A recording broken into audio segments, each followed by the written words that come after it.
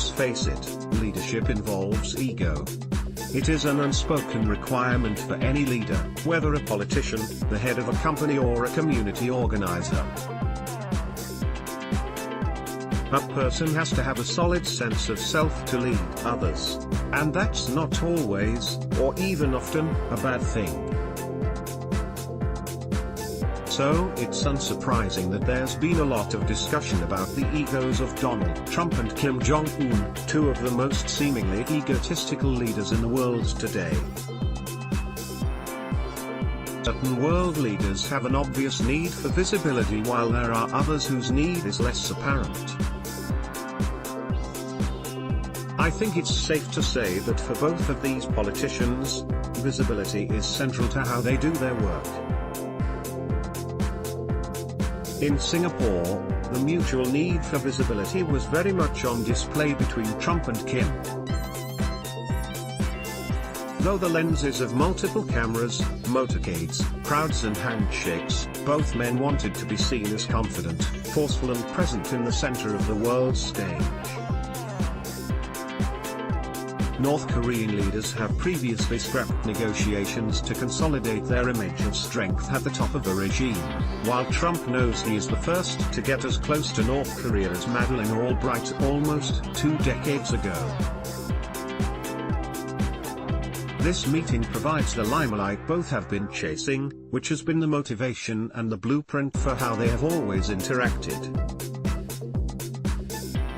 Kim Jong-un side-eyes Trump after President asks photographers to make them look handsome and thin. Mr. Trump and Mr. Kim leave following their historic meeting. Mr. Trump and Mr. Kim sign a document committing to peace between their nations. Amongst other things, Mr. Trump holds up a document that both he and Mr. Kim have signed. The two leaders reach out to shake hands for the first time. Mr. Trump and Mr. Kim shake hands as they meet for the first time. Mr. Trump and Mr. Kim walk off stage. Following their historic meeting, Mr. Trump and Mr. Kim take a stroll after their meeting on June 12. Mr. Trump and Mr. Kim interrupt their stroll to talk to the media. Mr. Kim and Mr. Trump look out over a balcony at the Capella Hotel, where they held their meeting on June 12. Mr. Trump takes questions at the press conference following his meeting with Mr. Kim. Mr. Trump appreciates the crowd in the press conference following his meeting with Mr. Kim. Mr. Trump travels to the Astana ahead of the summit with Kim Jong-un on June 12. Kim Jong-un travels to the Astana ahead of the summit with President Trump on June 12. Mr. Kim poses for a photo with Singapore's Finance Minister Vivian Balakrishnan and Education Minister Ong Ye Kung ahead of the summit with Mr. Trump. Mr. Trump shakes hands with Singapore Prime Minister Lee Hsien Loong. Meeting on Monday, June 11 in the Astana, Singapore's presidential palace. At a working lunch on Monday, Singapore's Prime Minister surprised Mr. Trump with a birthday cake.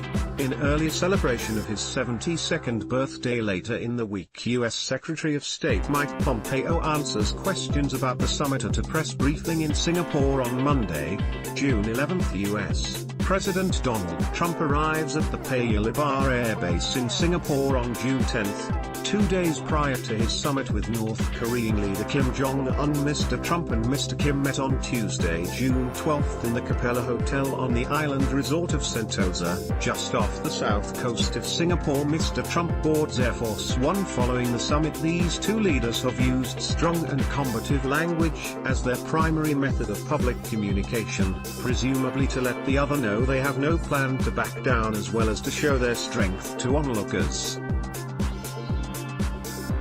In other words, both men seemed to understand perfectly one of the main components of basic communication skills, which is asking yourself, what do I want this audience to walk away with? In my opinion, neither of them wanted to lose face, and that made them willing to be confrontational in the run-up to the summit. But on the 12th of June, the manner between the two men parted from the norm. Their mutual motivation to be admired and to be remembered as central to a historic event was clear in their every exchange. Numerous photo opportunities and footage of the two leaders shaking hands, sitting side by side, walking and talking was staged for optimum display. And through it all, Each men continued to convey their motivations through their non-verbal behavior. Trump will absolutely invite Kim Jong-un to White House following a historic summit in Singapore. When they first met, President Trump shook Kim Jong-un's hand and also put his hand on his shoulder, which he tends to do when he meets other world leaders. This was, perhaps, an invitation to the world to look upon this as a serious summit and upon Kim Jong-un as a serious leader. In this way, it was an act of generosity. Though Kim Jong-un is often seen smiling at public events with his shoulders pulled back and chest held high, he looked relatively sober in comparison. He also touched Trump's arm, mirroring his counterpart's body language as an apparent gesture of goodwill. Trump took a huge gamble with Kim, but was it a risk worth taking? Each one of these physical gestures, the touching of arms and backs, was meant to convey control and confidence. Interestingly, Trump decided when the initial photo op was over to usher the leader of North Korea off to the side of the platform. The choice to have them sit side by side eliminated the height contrast and put Kim Jong-un on more of an equal footing. Nevertheless, during that session, I felt that Trump used his light banter with reporters as a measure of control. He knew what he was doing and he was familiar in an international media context. He wanted Kim to know that he was helping to direct the story, even while he wanted to put the North Korean leader at ease. It was a soft display of dominance.